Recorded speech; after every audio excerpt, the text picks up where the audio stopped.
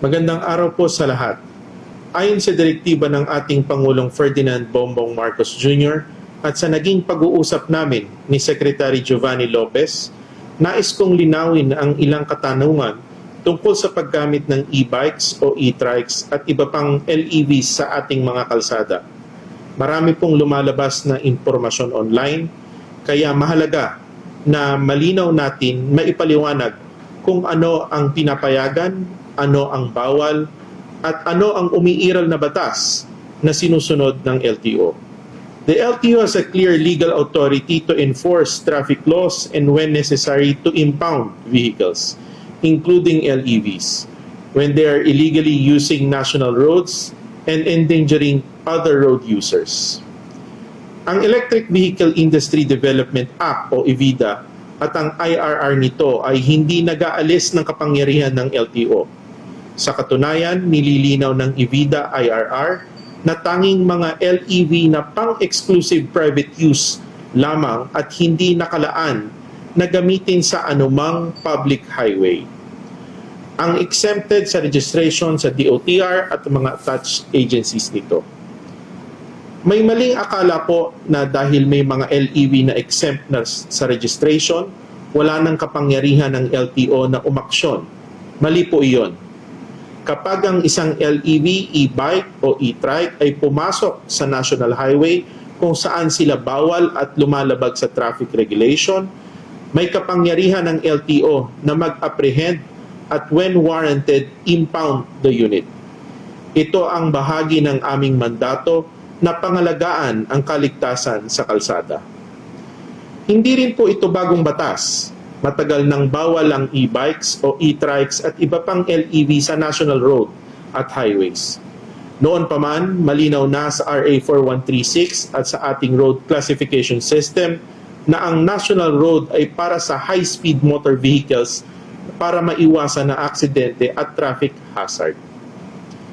Dagdag pa rito, pinagtibay na rin ng Korte Suprema ang Joint Administrative Order 2014-01 na nagsasaad ng legal na kapangyarihan ng LTO pagdating sa pagpapatupad ng mga multa at ng impoundment.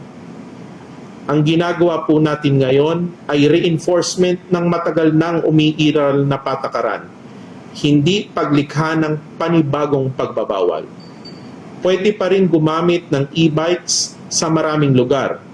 Ang pinagbabawal lang ay ang pagbiyahe sa national road, hindi ang paggamit ng e-bike. At para sa kaalaman ng publiko, malinaw kung saan pinapayagan ng LEVs. Maaari silang gumamit ng local at secondary road, depende sa ordinansa ng LGU. Maaari silang gumamit ng bike lanes para sa low speed at lightweight LEVs at e-bikes kung pinapayagan ng LGU at akma sa design ng lane. Hindi kasama rito ang high-powered units na parang motorsiklo. Maaari silang gamitin sa loob ng subdivision, private roads at private compound. Bawal bumiyahe ang LEV sa national highway. Pero pwede silang tumawid bilang bahagi ng normal traffic flow. Ang pinagbabawal ay ang pag-cruise o pagbiyahe mismo sa highway, hindi ang pagtawid sa tamang tawiran.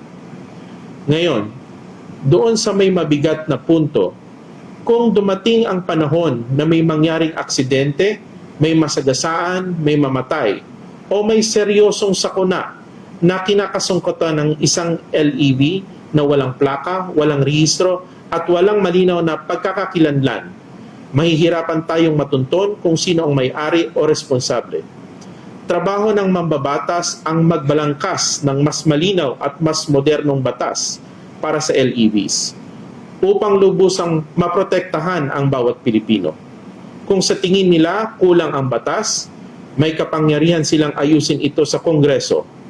Ang aming panawagan, sana wag na nating hintayin na may malalang trahedya muna bago kumilos. Huwag sana nating hayaan na mangyari muna ang aksidente, sakalang magpapatawag ng hearing in aid of legislation at doon palang kikilos. Habang wala pang bagong batas, tungkulin ng LTO ipatupad ang umiiral na batas upang masigurong ligtas ang lahat. Maglalabas kami ng guidelines at information campaign para maliwanag kung saan pwede at bawal ang LEVs. At bilang tugon sa mga hinaing ng publiko, nais ko pong linawin, narinig ng ating Pangulong Bongbong Marcos at ni Secretary Giovanni Lopez ang inyong concern. Kaya pansamantalang walang impounding operation habang nagpapatupad muna kami ng malawakang information drive upang bigyan ng sapat na panahon ang lahat na maunawaan at makasunod sa umiiral na regulasyon. Simula December 1, 2025, magiging visible ang ating LTO enforcers and personnel sa mga kalsada para isulong ang information drive at ipaliwanag sa publiko ang tamang paggamit ng LEVs. Pagdating sa January 2, 2026, magsisimula na ang strict enforcement at wala ng extension. Kasama rito ang apprehension para sa mga lalabag sa pagbabawal sa National Highway. Sa huli, iisa lang ang layunin ng LTO, hindi upang pahirapan ng publiko, kundi upang matiyak na ang ating mga kalsada ay ligtas, maayos at may malinaw na pananagutan ng bawat gumagamit nito.